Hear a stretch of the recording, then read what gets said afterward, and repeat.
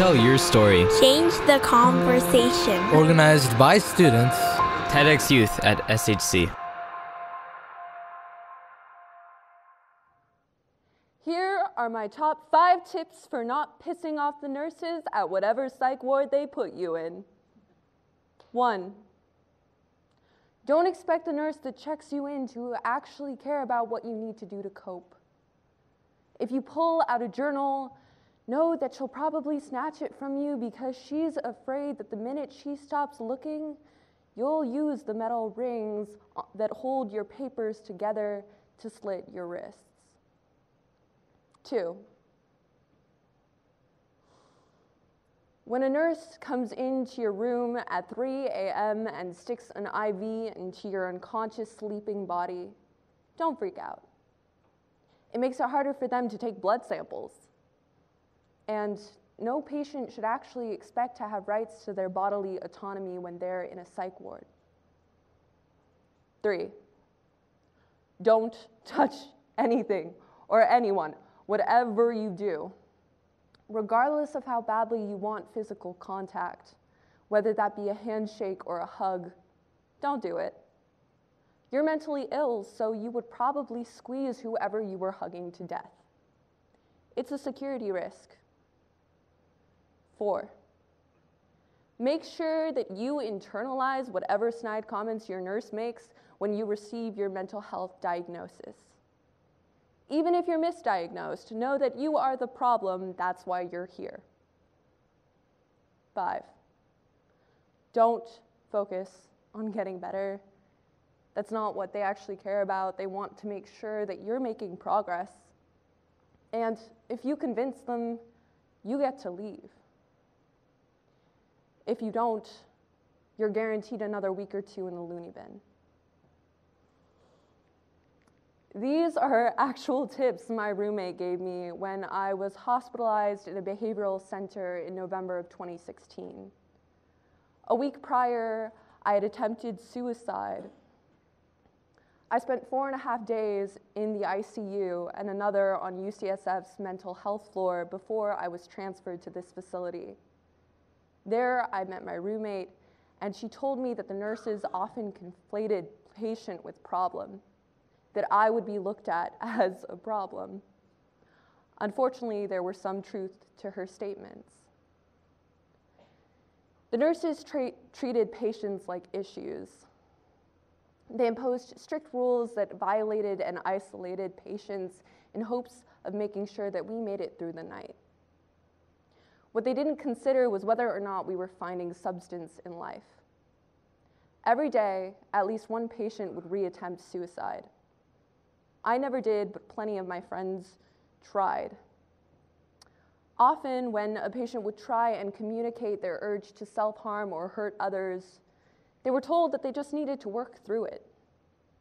The same lines would be regurgitated to both a patient suffering from depression and a patient trying to cope with schizophrenia. We were all painted with the same brushstroke, all given talks about how we could just live happily if we tried.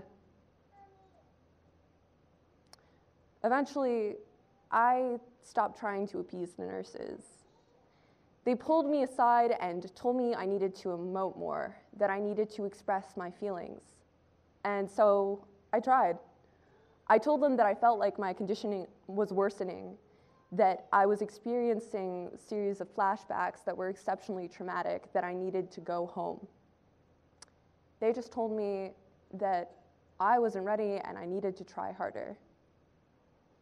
Even though I was released less than 24 hours after this incident, it stuck with me. How could nurses at a facility that was designed to help kids like me not see that the conditions there were making me worse? When I got out of the hospital, I wasn't better. I wasn't necessarily suicidal, but I went back to compartmentalizing my trauma and holding my tongue. The only people I could actually talk to were people that had lived my experience, people like my roommate. Even though it's technically not allowed, we all scribbled down each other's phone numbers before we left the hospital. Out of the 16 kids I met on the unit, I managed to get 10 phone numbers, and for a while, I talked to them daily. When the first one in our group died, I remember kneeling down and asking myself why someone who had been hospitalized for attempting suicide would want to kill themselves after going through treatment. When the second one in our group died, I realized that there was something flawed in the system, and when the fourth one died, I stopped hoping that the majority of us would make it out okay. After the sixth, I deleted everyone's number. I didn't understand how a system that had been curated to help kids like me could be failing this badly. This betrayal in patient health isn't anything new. More often than not, patients leave mental hospitals like the one I was at, feeling mangled both physically and mentally. When I realized my experience wasn't an anomaly, I decided that I needed to talk to somebody. I turned to my therapist for guidance. As one of UCSF's leading psychologists, he was an extreme help to me. He understood how the system worked, and when I met him after my attempt, he was actually curating an interactive mental health site designed to help adolescents and teenagers. The site, which is composed of 2 parts, focuses on 2 separate things. Grit Mag, which recounts the stories of kids like me who have been hospitalized. And This Is About You, which is a portal designed to help people identify mental illness and ways to cope with trauma. When he realized how pissed I was about how badly the system was failing, he asked if I wanted to partake. And initially, I refused. Besides being skeptical about how much his site could actually do, I was still in fight or flight mode. At the hospital, I had learned to believe that nobody could actually make me face my inner demons if they didn't know I had any. I didn't even have to acknowledge them myself if I stayed medicated and focused on survival. Then I broke down.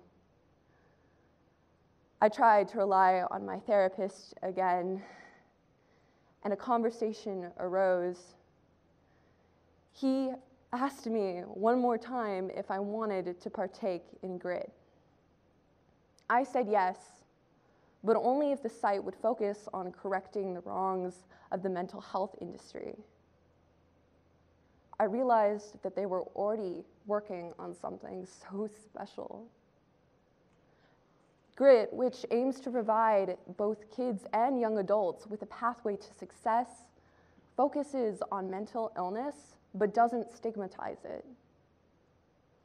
If a kid is feeling depressed or suicidal or anxious, it gives them a space to talk.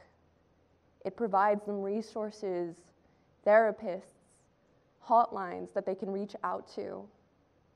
That is something that I would have loved to have when I wasn't hospitalized. I began to contribute to the site, and I learned so much. I actually began to believe that the system could change, that things could be revolutionized. Grit has since launched, and I can't say exactly how many people it's helped. What I can say is that it's forced me to acknowledge that there are some traumatic experiences in my life that I still try and run from. It's also made me realize that I can't control my mental health. I've learned how to cope with certain situations. Sometimes being off of medication can be tricky because I feel emotionally overwhelmed, but having to live through my experiences has taught me how to live with myself. Currently, I'm a junior, I'm happier than I've ever been, and I'm more successful than I've ever been. I've managed to curate my life around things that I love, like the arts, and I've been given plenty of cool opportunities like showing at New York Fashion Week. I continue to aspire to revolutionize the system, and I've continued to work on Grit. It's just a starting point for a much larger conversation about what needs to be done in the mental health industry, what things need to change, and how we can help more kids like me. I hope you will join me on my fight. Thank you.